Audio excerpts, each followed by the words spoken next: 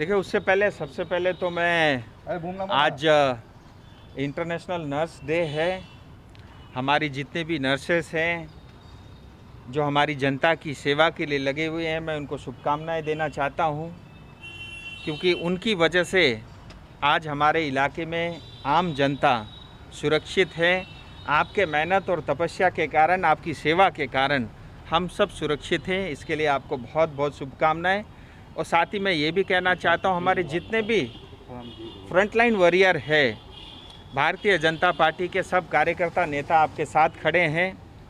और हमने देखा इससे पहले जब एक फ्रंटलाइन वर्कर की डेथ हो गई थी, इमीडिएटली जो है प्रधानमंत्री पीएमओ से जो है फास्ट ट्रैक में काम करके, मुझे अभी भी याद है कि 1 महीने के अंदर अंदर उनको जो है 50 लाख रुपया भी इंश्योरेंस के तौर पे दिलाया गया था।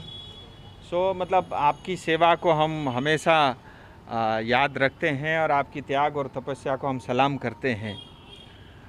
और इसके साथ ही जो है, जैसा आपने पूछा, अभी हमारे नए विधायक सिलीगुड़ी के और हमारे पार्टी के जनरल सेक्रेटरी राजू शाह जी, हम सब लोग आज सवेरे से ही, पहले तो हमारे एक कार्यकर्ता की कोविड के कारण मृत्यु हुई थी, उनके घर गए, उनके परिवार से मिलने के लिए, उनको सांत्वना देने के लिए।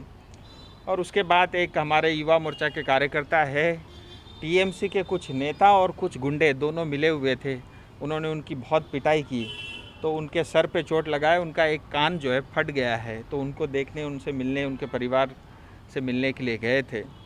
और तीसरी जगह अभी हम सिलीगुड़ी जो है डिस्ट्रिक्ट अस्पताल में हम मौजूद हैं। और यहाँ पे सुपर से बात हुई, उन्होंने कहा क्योंकि कोविड का समय है तो अस्पताल के अंदर घूमना मुझे लगता है ये अभी उचित भी नहीं होगा। करीब 400 बेड है, उनके हिसाब से सारी सुविधाएं हैं। हमारी तरफ से उनको हमने ये आश्वासन दिया है कि हम हमारी जनता के लिए इस अस्पताल के साथ खड़े हैं। आज भी हमने कुछ पीपीई किट और मास्क दिया है। आने वाले समय में सिलीगुड़ी अस्पताल को मैं एक एम्बुलेंस, एयर कंडीशन एम्बुलेंस भी दे रहा हूँ, और साथ ही कुछ इम्पोर्टेड जो है ऑक्सीजन कंसनट्रेटर मैंने बाहर से मंगाए हैं। मुझे लगता है कल तक आ जाएगा, तो कुछ इस अस्पताल के लिए भी मैं भेजूँगा।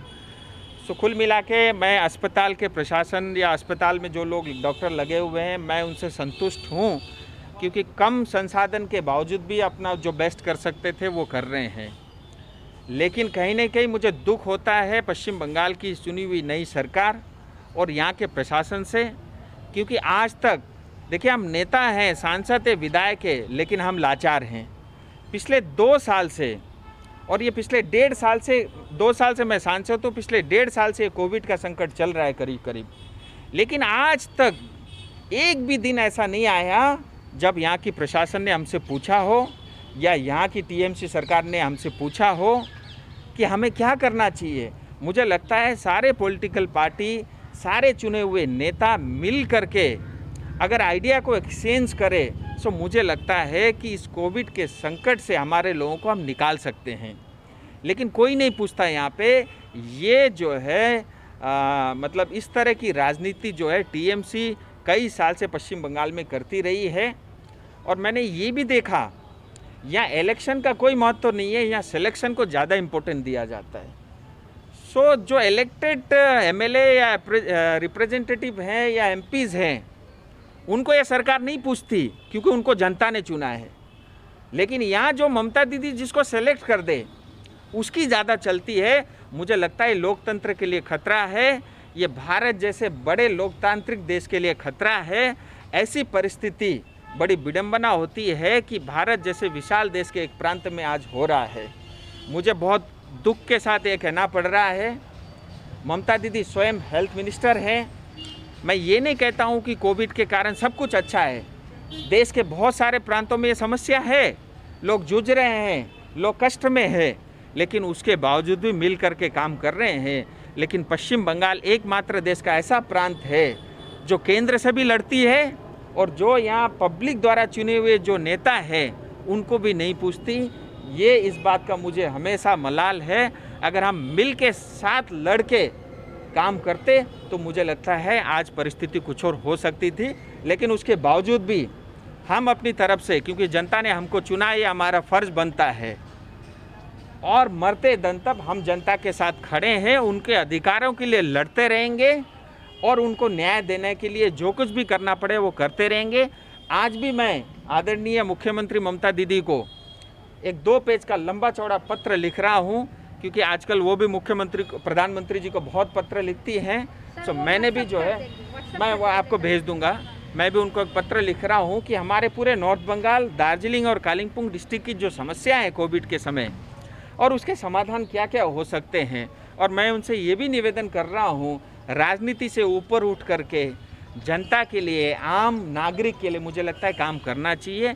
मैं जनता को आपके माध्यम से डरा नहीं रहा हूँ, मैं आपके माध्यम से जनता से निवेदन करता हूँ, ये कोविड का समय, ये बचने का समय है। कोविड चल के आपके पास घर में नहीं आएगा, लेकिन आप बाहर जाके कोविड को घर तक ला सकते हो। सो इससे अपने को बचना है, और इससे जो है बचने के उपाय हमको स्वयं सोचने होंगे। सरकार प्रशासन जो करनी होगी करेगी, लेकिन जनता को भी बहुत कुछ करना है। अब मैं कुछ आंकड़े आपके सामने रखता हूँ। जैसे कल की अगर आप उदाहरण लो, 62,000 जो है टेस्ट पश्चिम बंगाल में हुए हैं और 20,000 से ज़्यादा पॉजिटिव केस आए हैं। इसका अर्थ ये हुआ कि 33 से लेकर के 35% पॉजिटिविटी रेट है, यानी हर 3 में से एक व्यक्ति आज पॉजिटिव निकल रहा है। तो क्या हो रहा है, एक तो टेस्ट नहीं हो रहा है।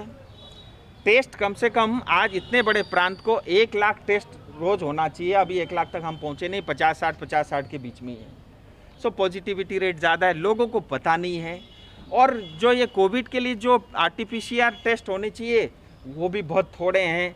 लोगों को 5 से लेकर के 7 दिन तक वेट करना पड़ता है, और कई जगह ऐसा देखा है ये 7 दिन में तो बेचारे पेशेंट की डेथ तक हो जाती है, और वो 7 दिन में इतना फैल जाते हैं पूरी दुनिया में, बेचारा उसको भी पता नहीं रहता। वो टेस्ट दे करके आया, मज़े से घूम रहा है, उसको कोई जो है तकलीफ भी नहीं है, तो उसके कारण ये रेट बढ़ रहा है। मुझे लगता है हम टेस्ट सेंटर बढ़ाएं, और अस्पताल के अंदर में आप देखिए कोविड-1 फर्स्ट वेव था, जितने आइसोलेशन वार्ड थे, जितने जो है क्वारंटीन सेंटर थे, जितने वेंटिलेटर थे, मैं आपको आंकड़े के साथ कह सकता हूँ, जो पहले वेव में जो आंकड़े थे वो आज दूसरे वेव में घटे हैं, बड़े नहीं हैं, घटे हैं। सो मुझे सरकार से आपके माध्यम से निवेदन है कि इसको जो है तुरंत बढ़ाना चाहिए, टेस्ट बढ़ानी चाहिए, और जो RT-PCR सेंटर बढ़ाने चाहिए, अस्पताल के अंदर में वेंटिलेटर और ऑक्सीजन बेड बढ़ाने चाहिए। ये सब करेंगे तो मुझे लगता है हम, देखिए ये एक संकट ऐसा है जो ना तो TMC लेके आई है, ना भारतीय जनता पार्टी लेके आई, ये प्रकृति की देन है। हम सबको मिल करके इससे पार पाना होगा। और मैं आपको बताना चाहता हूँ, ये बार बार जो है वैक्सीनेशन की बात आती है, मैं आपको बता रहा हूँ, ये मई महीने के फर्स्ट वीक का डाटा आपको बता रहा हूँ, अभी तक जो है 1.25 करोड़ जो है वैक्सीनेशन पश्चिम बंगाल को भारत सरकार दे चुकी है। और उसके बाद भी अभी पिछले 10 दिनों में और कितनी आए उसके मेरे पास डाटा नहीं है। और साथ ही अभी तक जो है कोविड के नाम से 295 करोड़ 295 करोड़ रुपीस पश्चिम बंगाल सरकार को केंद्र सरकार सिर्फ और सिर्फ कोविड के लिए दे चुकी है। लेकिन उन पैसे का अभी तक मेरे को कुछ नहीं पता क्या हो रहा है, क्या सुविधाएं बढ़ेगी, ये हम सब के लिए बहुत बड़ा प्रश्न है।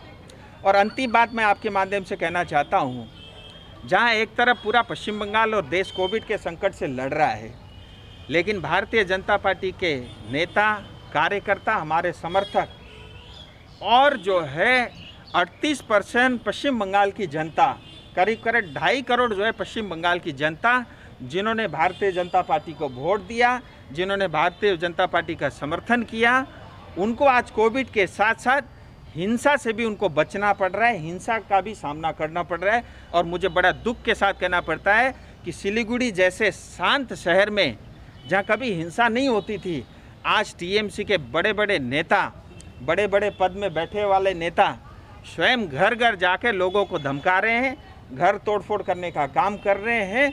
मुझे लगता है ये पहली बार सिलीगुड़ी में हुआ है और सिलीगुड़ी की जनता इसको बर्दाश्त नहीं करेगी।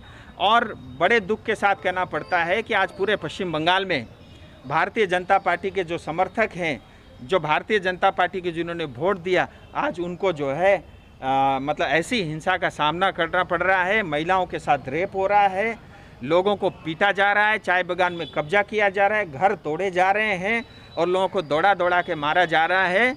मैं चाहूँगा आपके माध्यम से प्रशासन और पुलिस जो शपथ कानून ने उनको दिलाए उसके माध्यम से वो काम करें। और आपके माध्यम से ये भी कहना चाहता हूँ, केंद्र सरकार ज़्यादा दिन तक चुप बैठ कर के ड्रामा नहीं देखेगी। पूरी भारतीय जनता पार्टी और केंद्र सरकार हमारे जितने भी पश्चिम बंगाल के 9 करोड़ से ज़्यादा जनता है उनके साथ खड़ी है।